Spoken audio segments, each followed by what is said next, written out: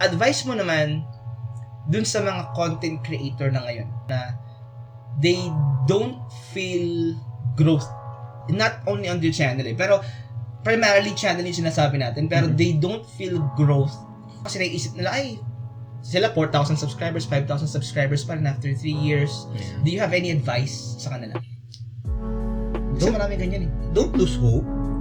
Don't stop. Kasi minsan baka mamaya yung palang content mo taliwas sa kung ano yung strength mo. Diba? You need to evaluate din. Diba? Kasi may mga kaibigan nga ako na nagko-content dati luto eh. Ngayon puro prank yung ginagawa. Well, ano pa rin nila yun? Choice pa rin nila yun. Ay, laki na ng following nila. Pero kung hindi ka nagkakaroon ng traction, wala pa rin, okay lang yun. Ako kasi, I treat it as a, hobby. Lahat naman ng tao kailangan ng hobby. Yung iba, nagdo-drawing, yung iba, nag-scrapbooking. Ako para sa akin, yung content creation, ang hobby ko. Kasi ano siya eh, it's a form of art. Diba, lagi kami mapapanood, ay, galing nun ah. Paano yung ginawa yung transition na gano'n? Pag nakapanood ako ng gano'n, inuulit-ulit ko na yun, tinitignan ko, paano ko magagawin yun? Kasi gusto ko matry. Kasi para sa akin, art. So, pag ganun ang perspective mo, again, it's a change of perspective. Pag ganun ang perspective mo, hindi ka mapapagod. Pero pag ang thinking mo, gusto ko lang kumita, yun lang lagi, hindi mo na kumikita dyan tapos sasabihin ng partner, hindi ko pa kumikita dyan, tigil mo na yan. Diba? So pag ganun, mamamatay talaga yun. Pero if you think it as a ganitong perspective na, ay hindi, ginagawa ko lang yan sa hobby, pang distress, diba? So, do it. Go ahead. Go on and do it. Huwag mo nang intindihin yung Sasabihin subscriber. mo. Huwag mo nang intindihin yung, ano palang subscriber ko? Wala naman nanonood eh. Do it for yourself. Ako kasi ginawa ko eh. Kasi kung titingnan ko yung subscriber count, yung monetization, matagal na ako tumigil. Ano ba yung gusto ko? So, umpisa ganun eh. Ano ba yung gusto ko? Ano ba yung gusto ko? Tapos pag kakaroon ka na ng traction, kakaroon ka na ng fanbase, ano ba yung gusto naman nila? Hahanapin mo yung crossing point nun eh. Pag nakita mo yung crossing point, yun yung sweet spot mo. Eh, paano mo makikita yun? Kung titigil ka. Kung tatamarin ka na. Yes, pwede naman magpahinga. Nakakapagod naman talaga gumawa ng content. Pero, again, kung wala kang traction, kailangan mo manood kay Manong B. Kasi, more on the technical side eh. Ibig sabihin, may mali. Kung hindi lumalabas. Eh saka, doon sa mga nakasama natin, sa napansin ko talagang walang traction.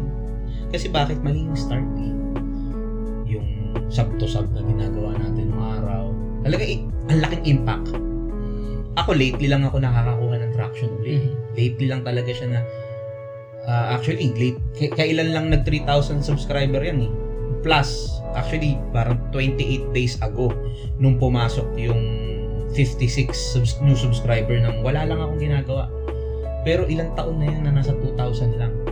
So, ibig sabihin, kailangan mo munang aralin ano ba talaga yung tamang hashtagging mo dyan. Lahat. Kailangan mong aralin yung technical part kung talagang gusto mo magka-traction.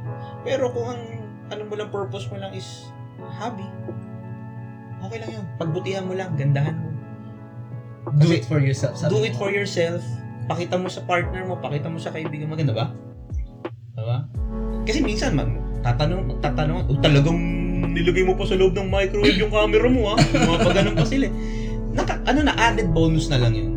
Kumbaga, bonus na lang yun para sa akin. Pag may naka-appreciate.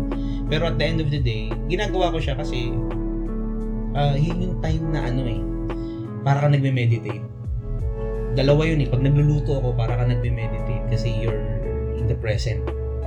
Kasi iniisip mo ano ba ilalagay ko ingredients. Pag nag-i-edited ka, pag gumagawa ka ng content ganun din yung takbo ng utak mo. So I treat content creation as meditation.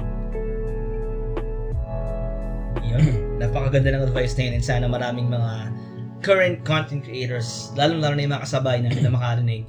Kasi again, you have to stick on your goal. And sabi nga ni RJ or the RJ Chongson, if you're doing it for yourself or for your passion, di ba?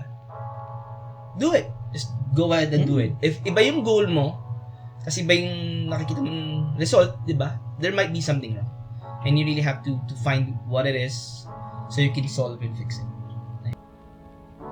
To watch the full interview with RJ Chongson, click this end card or research ang Pinoy Creator Spotlight sa mga major podcast platforms. Enjoy!